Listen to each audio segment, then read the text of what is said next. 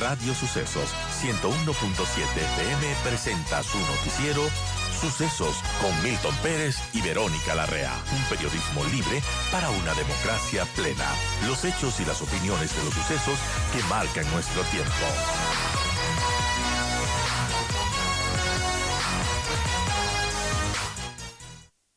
Gracias, Augustín, por estar con nosotros. Bienvenido. Y bueno, ¿cómo tomar esta resolución del COSEPE, estas recomendaciones que hace directamente al Ejecutivo?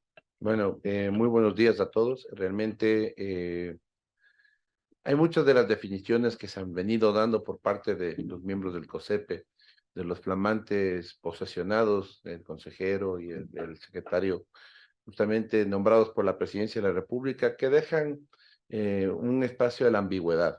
¿A qué me refiero con esto? Primero, yo le he escuchado con mucho detenimiento y preocupación también las expresiones del general Moncayo, que decía que la policía no está preparada para enfrentar una crisis tan grave de violencia como la que se está manejando en este momento, que el terrorismo es una potestad específica de Fuerzas Armadas y que por eso se ha tenido que hacer este escalado. En la práctica esto no es cierto. De hecho, yo creo que la unidad más preparada que tiene el país no es el GEO del Ejército, sino el Grupo de Intervención y Rescate de la Policía Nacional por la capacidad y experiencia operativa. Han estado en territorio, no en un entrenamiento, sino en el territorio durante estos últimos prácticamente 30 años enfrentando delincuencia violenta y acciones en las que se han producido hechos de terrorismo y son ellos los que están dando la cara, inclusive en temas para neutralización de artefactos explosivos y amenazas que se han venido dando a lo largo de estos últimos 30 años. Ha habido amenazas permanentes, pero desde que se produce esta escalada de violencia y de que estos grupos delincuenciales aliados con el narcotráfico llevan adelante una secuencia de actos que van desde la violencia carcelaria hasta la ejecución de atentados indiscriminados como el asalto a los puertos pesqueros en Esmeraldas y Guayaquil, deja clara huella de que efectivamente el Estado tenía que hacer un cambio. Pero no se puede ser tautológico y no se puede empezar a generar expresiones que no abonan en nada a la realidad. Primero, el uso de las armas de tipo letal que tiene la policía es lo normal. Todos los policías portan una pistola de dotación calibre 9 milímetros con capacidad letal. No es un arma menos letal, no es un taser. Entonces, si no es una novedad, ¿por qué esta recomendación si es que ya se utiliza, digamos? Sí, de hecho, todos los militares que salen a las calles, han salido a las calles en todos los eventos en los que se les ha empleado en los últimos 30 años, salen con fusiles de dotación de calibre 5.56, que es un arma con una munición de guerra. Las mismas armas que tiene el Grupo de Intervención y Rescate, el Grupo de Operaciones Especiales GOE, el Grupo Especial Móvil Antinarcóticos GEMA. Entonces, no estamos entendiendo realmente la naturaleza de un hecho. ¿Qué significa el empleo o el despliegue con el tema de terrorismo? Es que se pueden emplear todas las demás armas que no se emplean normalmente. Entonces, cuando nosotros hablamos de terrorismo, tenemos que hacer un símil a qué es lo que sucede en otros países. Cuando hablamos de terrorismo, Israel bombardea con aviones de guerra, con munición de guerra, con bombas de 500 libras, bombardea puntos estratégicos desde donde se le disparan misiles, las organizaciones o grupos que ellos consideran terroristas. Cuando Estados Unidos califica de terrorista a Al Qaeda, invade Afganistán y emplea todo el armamento militar que tiene a su disposición en su amplio repertorio. Lo propio significa cuando nosotros entramos en un conflicto en el que se declara no un grupo irregular, no un grupo armado, no delincuencia violenta, sino terroristas. Entonces, ¿qué es lo que se puede hacer? Es un empleo a cabalidad de todo el andamiaje y de todas las estructuras y de todo ese catálogo de armas que tiene las Fuerzas Armadas. Pero esto obviamente tiene limitaciones. No podemos pensar o no podemos ver, como he visto en TikToks, viendo las imágenes, porque no ha habido una toma oficial, pero sí de muchas imágenes de las que a través de las páginas se ve la movilización con tanques, con obuses, ¿sí?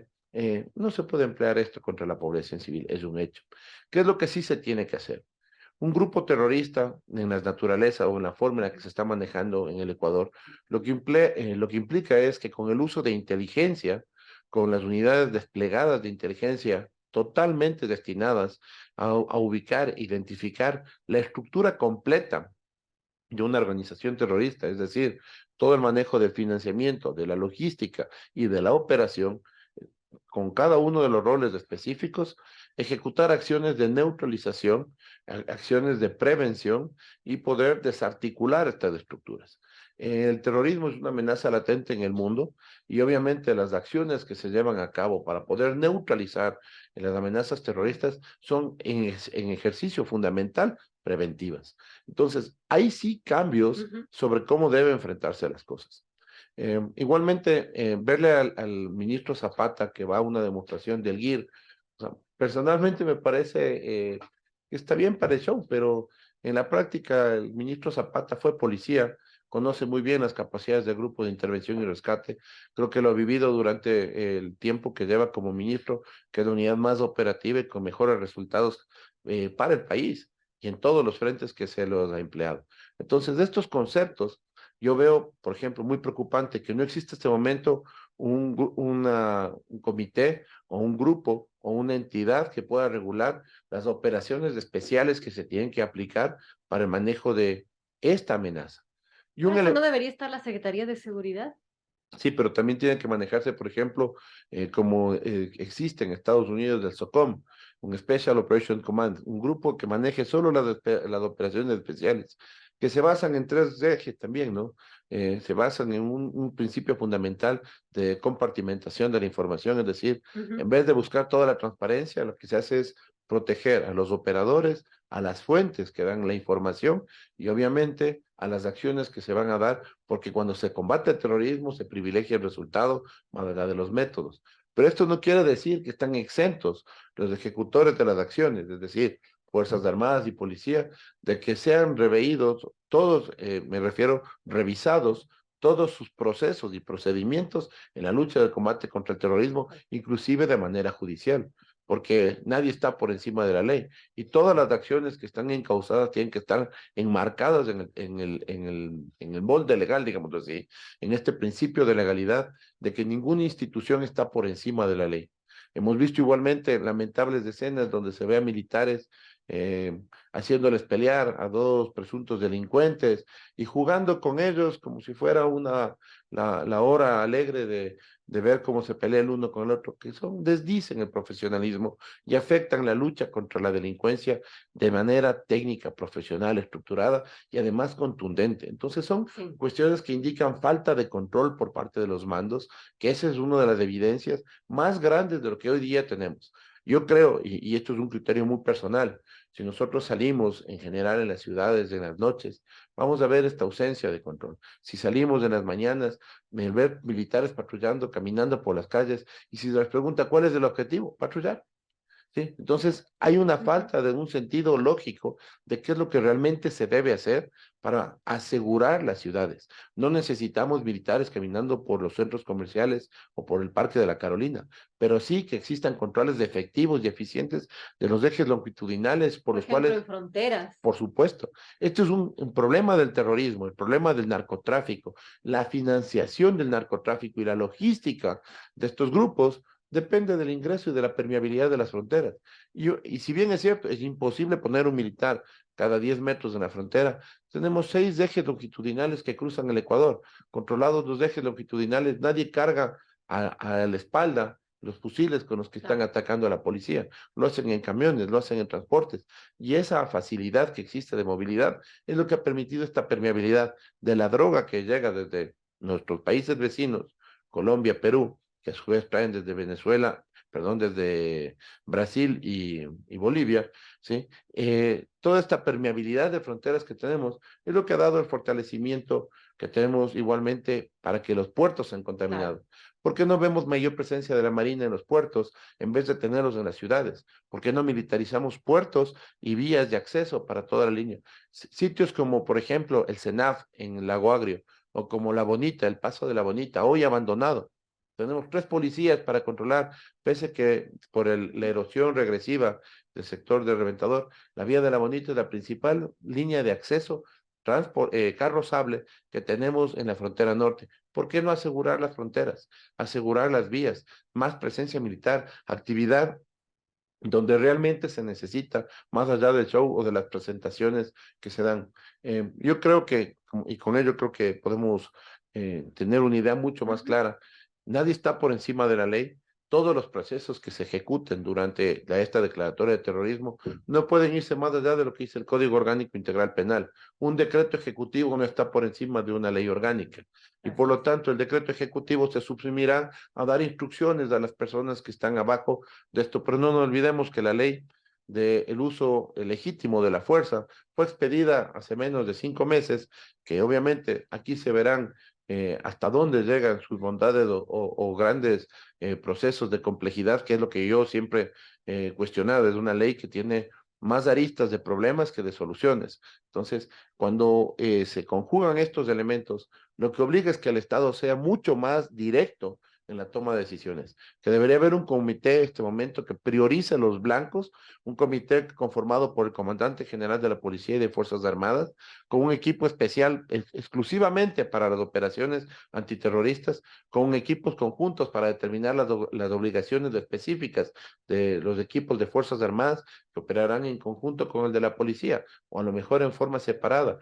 ¿Qué material se va a emplear? ¿Qué es lo que se aprueba? ¿Qué no se aprueba? ¿Qué tipo de operaciones se van a dar? ¿Cuál es el alcance de estas operaciones? ¿Van a tener acompañamiento marítimo, aéreo en las operaciones que se van a realizar en las ciudades? ¿Van a tener apoyo con artillería, es decir, con helicópteros artillados, como ha pasado en México, que para tomarse los centros donde están ubicados los principales carteles han tenido que hacer empleo de armas desde los helicópteros artillados del ejército mexicano?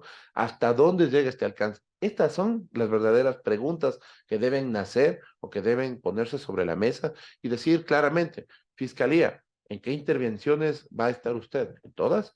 Entonces, ¿cómo se van a manejar todos los procesos de judicialización? ¿Hasta dónde llega? ¿Cómo se alcanza? ¿Quiénes van a ser los fiscales destinados para la lucha contra el terrorismo? ¿Se creará una unidad especial? ¿Se crearán jueces especiales, así como hay jueces de anticorrupción, que se tiene un nivel mayor de protección? ¿Habrá jueces para el terrorismo? Tantas preguntas que no tienen respuesta, amigos. 7:32, estamos conversando con Hugo Espín, especialista en Derecho Penal. Además, es experto en temas de seguridad. Y, Hugo, hablando de este tema, de estos cambios que se están realizando, que puede sonar bien, quienes no somos expertos, obviamente podemos ver con buenos ojos que se esté haciendo algo por combatir la inseguridad de nuestro país. Y la pregunta es, ¿qué cambia, por ejemplo, con esta resolución de considerar a ciertas bandas narcodelictivas como terroristas? Principalmente, como había expresado, es cuando nosotros calificamos de terrorismo, es una grave amenaza contra la integridad de los ciudadanos en general, porque no es un ataque entre grupos delincuenciales o entre policías y delincuentes, que es normalmente la lucha de la delincuencia organizada, sino que es un ataque de grupos organizados con armas, con explosivos, de manera indiscriminada contra la población.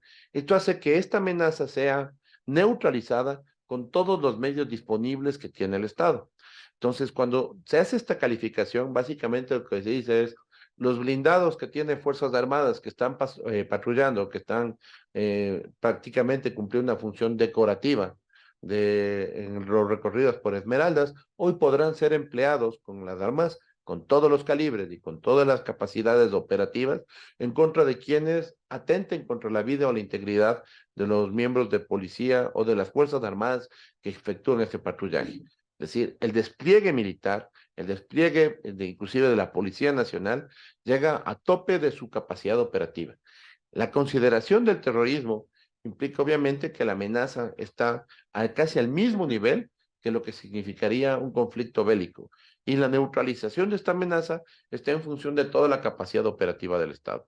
Ese es el eje fundamental de esto. Pero ahora hay que darle una lógica, hay que darle parámetros, hay que ponerle cómo aterrizar esto. Vamos a disparar, como decían, de esta manera o con estas actuaciones, tal como se neutraliza el Hezbollah con el empleo de la Fuerza Aérea israelita haciendo bombardeos selectivos, inclusive en zonas que son de zonas vulnerables, donde se han bombardeado porque se han disparado desde escuelas y ahí se ha bombardeado. Se ha disparado desde hospitales y ahí se ha bombardeado. Wow. Es una neutralización bélica.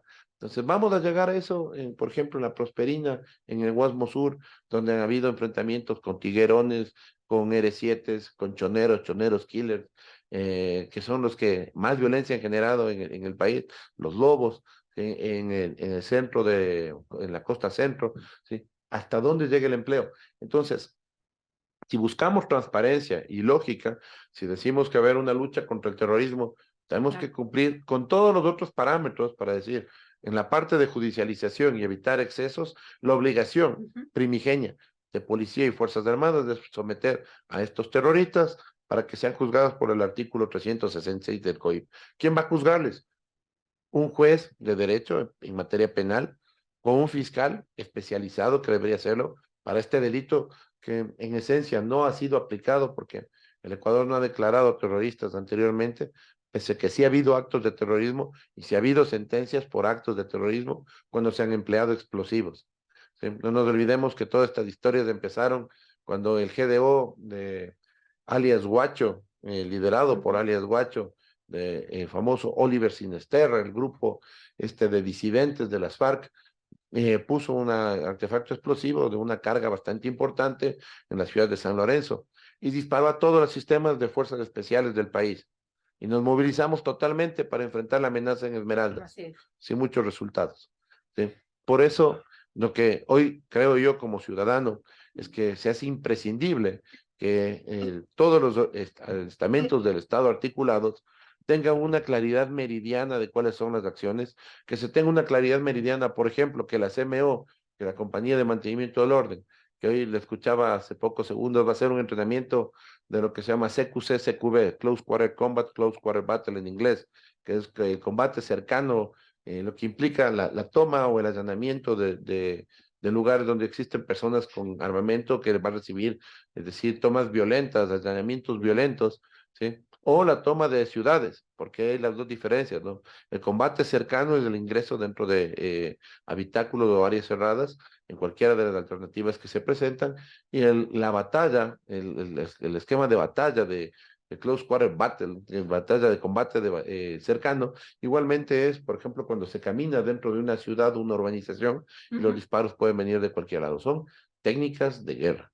Pero obviamente la policía tendrá que emplearse en ello porque son nuevas realidades y nuevas condiciones que tienen que ser desarrolladas y además, por primera vez yo creo que se entiende que la policía debe invertir en la logística necesaria para el entrenamiento de su gente.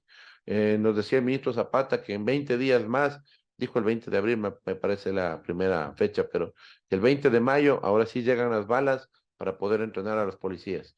Se necesitan, y solamente para tener en mente, se necesitan al menos 12 millones de balas para poder tener un entrenamiento realmente Solo para el coherente entrenamiento. solo para el entrenamiento, para entrenar a 35.000 o 30.000 policías operativos, 100% operativos, ¿sí? Eso es lo que sería un requerimiento para tener condiciones mínimas. Bueno, importante, hay esta noticia, el 8 de mayo se espera la llegada de 14 millones de municiones como parte de un primer cargamento y un segundo llegará con 10 millones de municiones. Así estamos. También hay otra noticia y es que el FBI de los Estados Unidos apoyará a la policía ecuatoriana para investigaciones de acciones terroristas. Con esa pregunta quería terminar la entrevista. Hugo, ¿cómo ve esto que el FBI apoya a la policía ecuatoriana? Siempre es bueno. La cooperación penal internacional ha sido un eje fundamental para el desarrollo de habilidades de todas las policías. Yo creo que el FBI se va a enriquecer muchísimo conociendo la realidad ecuatoriana y conociendo nuevos sistemas de terrorismo urbano que tal vez ellos no los conocen, que no es su realidad, pero que el conocimiento sobre lo que ha sido la lucha contra el terrorismo islámico, contra el terrorismo urbano que tienen también ellos internamente con grupos violentos, aportan muchísimo para que nuestra policía mejore sus capacidades operativas, mejore su desarrollo y entrenamiento. Yo siempre reconoceré y fomentaré la confianza en la Policía Nacional del Ecuador, en el ejército, conozco las habilidades del GEO del ejército, conozco las habilidades de las unidades especiales de la Policía Nacional, las unidades de élite de la Policía Nacional y sus unidades de inteligencia y sus ejecutorias, porque no es un tema teórico de lo que podría darse, ya lo han hecho y lo pueden hacer muchísimo mejor con el apoyo y con el respaldo del Estado, pero también de todos los ciudadanos.